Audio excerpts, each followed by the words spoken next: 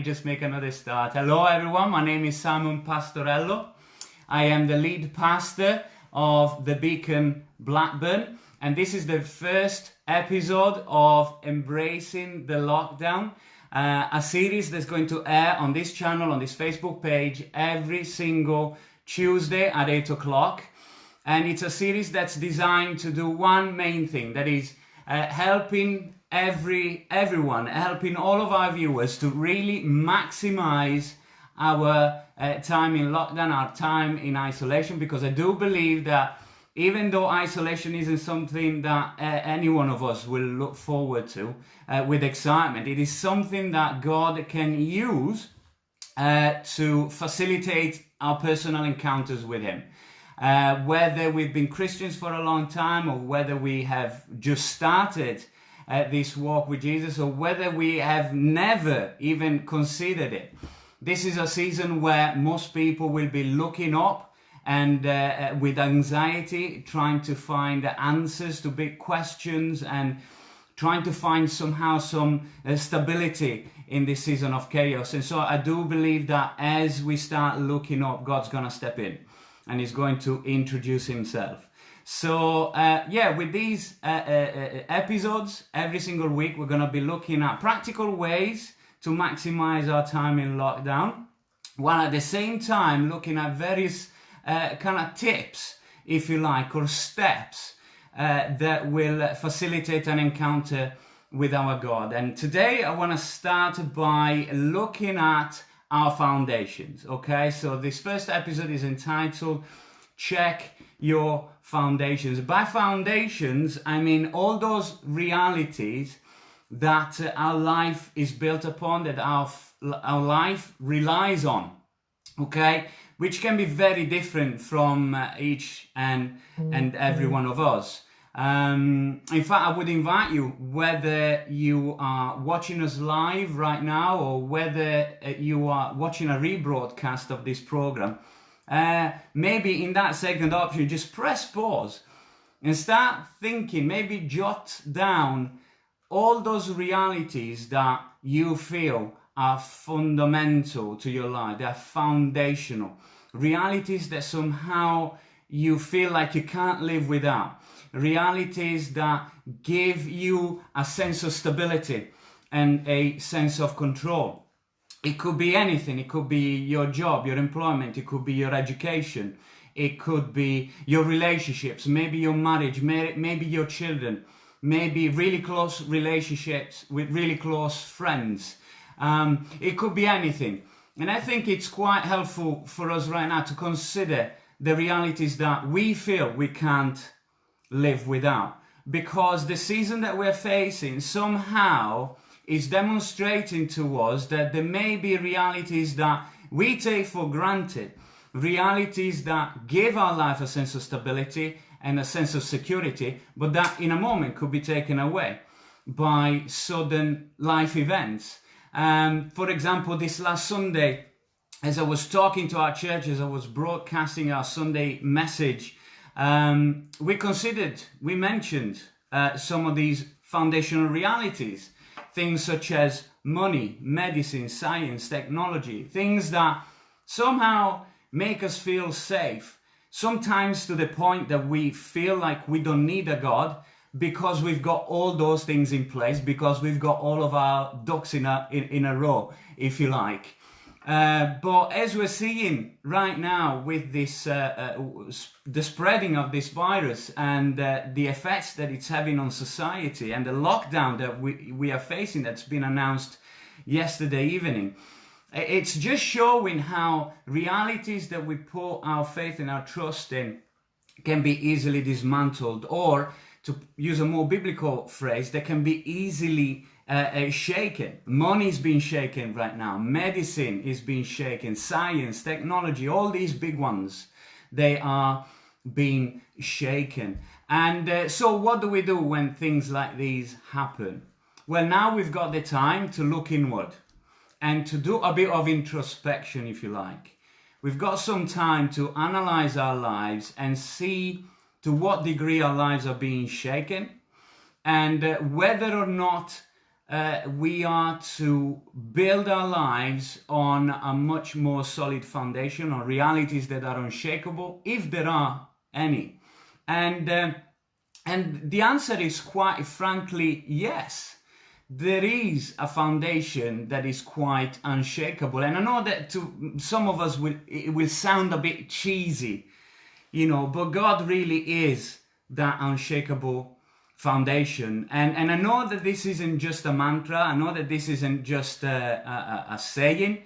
Why? Because at this particular season, when I look at the plethora of people around me, I see so very different ways of responding, and even more than responding, reacting to what is going on around us. I notice a number of people are panicking, a number of people are behaving erratically, are behaving selfishly, they're trying to stack up as much as possible in total disregard of their neighbor. There's those who are kind of keeping that selfless attitude on the other hand. But I notice this, that those whose life foundation is firmly rooted in God and in Christ, something that is unshakable, something that is above and beyond this world, something that is completely unaffected by what is happening down here, there is a sense of calm, there is a sense of collectedness, there is a sense of peace. And this is something very, very, very real that is rooted in experience. I remember years ago when at the tender age of 19, I moved to the UK. And all of a sudden I found myself without friends, without family. I couldn't really speak the language. I found myself in a complete state of isolation. Even though I was surrounded by people, I was in a complete state of isolation, and I couldn't really quite understand what was happening at that time. But I realized this, that in that place of isolation, that's where I discovered not just the importance, but the effectiveness of building my life upon God. And I remember once in the thick of it, while I was surrounded by this isolation, I had this dream, and in this dream I saw a disc. It was like a crystal disc. It was really, really fragile, like one of those fancy coffee table that you find in really posh lounges or posh homes. The kind of stuff that it's supposed to be supporting stuff, but you're afraid that it might break, so you never really use it, you never really touch it. That kind of disc of crystal, extremely fragile, and it was supported by all sorts of pillars.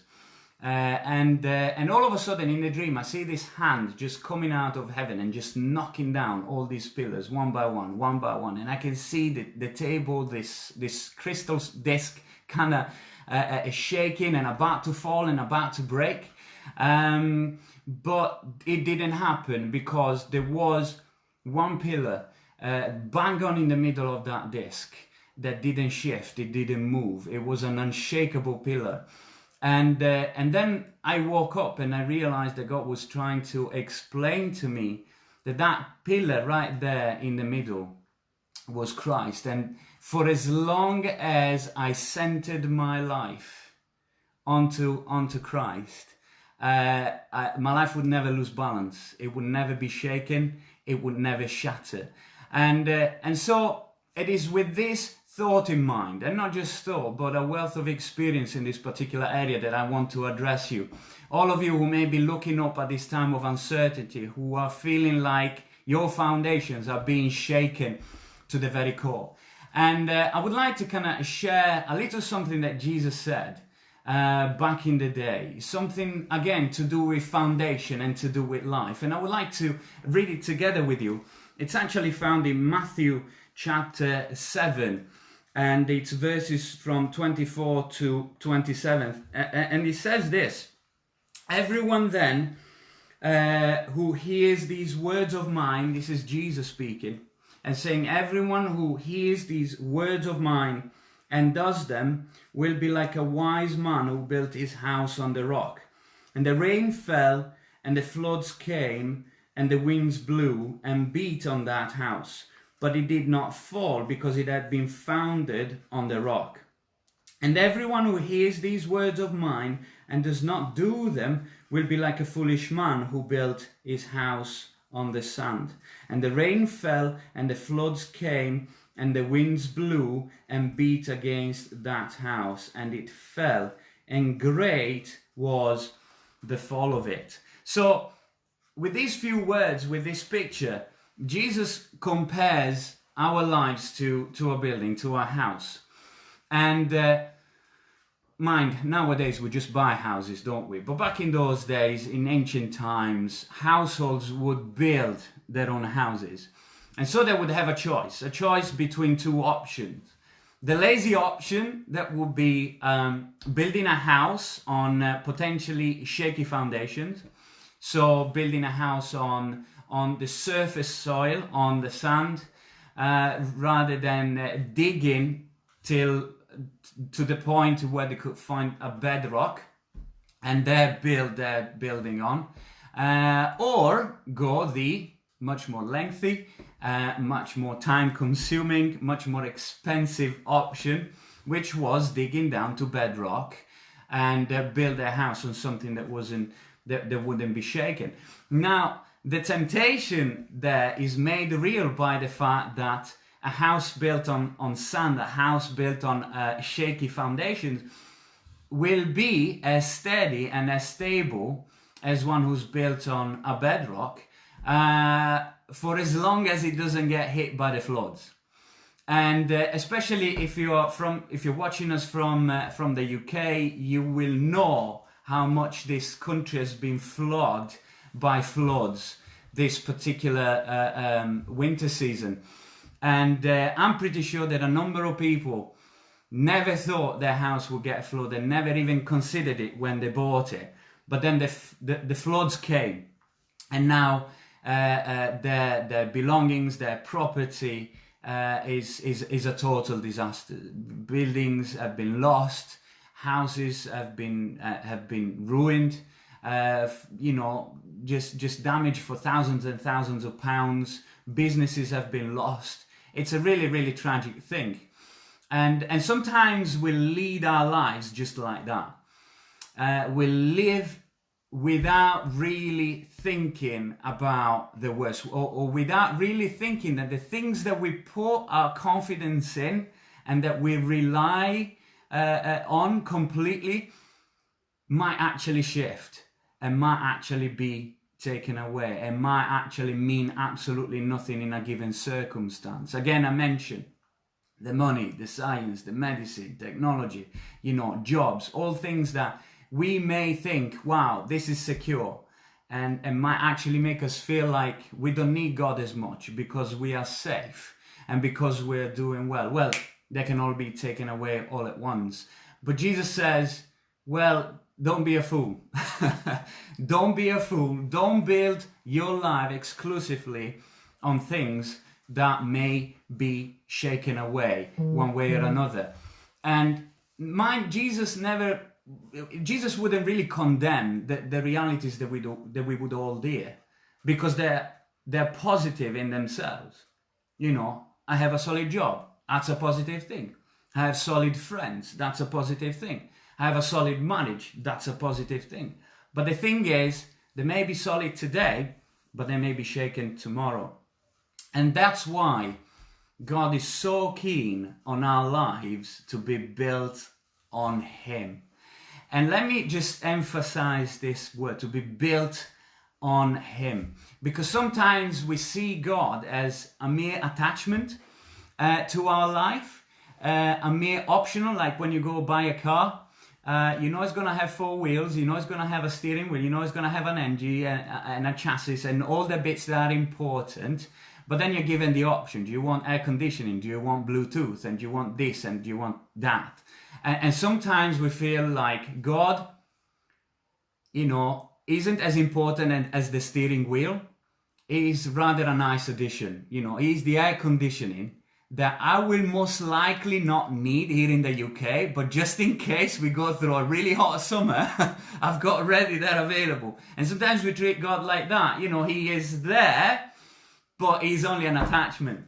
He is there, but, you know, I don't have a relationship with him, but I like to have a foot in somehow, just in case something goes badly wrong and I need rescue. Well, that's not building your house on the rock. That's not building your house on Jesus and on God. And so with this episode, I want us to really start thinking about all these things. You know, if anything, my desire is to get us to think, because now we have time to think. We are forced within four walls. Many of us will have plenty of time on their hands. Some will have lost their job, which is something absolutely tragic. I know the government is doing something about it, but nonetheless, it brings a great deal of shaking to one's confidence and to one's prospects for the future. But we've got the time. We've got the time to stop and think, and I want us to stop and think. Think about what our lives are effectively built upon. Now, going back to Jesus, how do we build our life on a foundation that doesn't shake? How do we build our life on God, the only foundation that will never shake? And Jesus actually spells it out right here, right on the first verse of this passage that we just read. Jesus said, "Everyone then who hears these words of mine and does them." It's not just about hearing them. It's not just about knowing them. It's about doing them. And that's the tricky bit. It's not so much believing in Jesus, and it's not so much thinking that what he says is brilliant. It's actually making sure that our lives, every department of our life, all right, the foundational, is fully aligned to him, right? It could be our marriage, it could be our career, our job decisions, the way we raise our children, the way we look at their education and their future, the way we go about life. It's about knowing Jesus, knowing his word, and putting it into practice. Only then will we find ourselves building our life on a sure foundation that will never shake.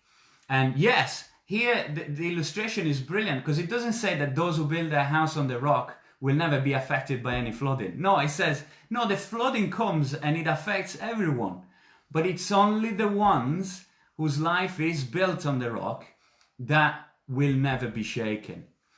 Others, their house will fall, it will collapse, it will be a great ruin.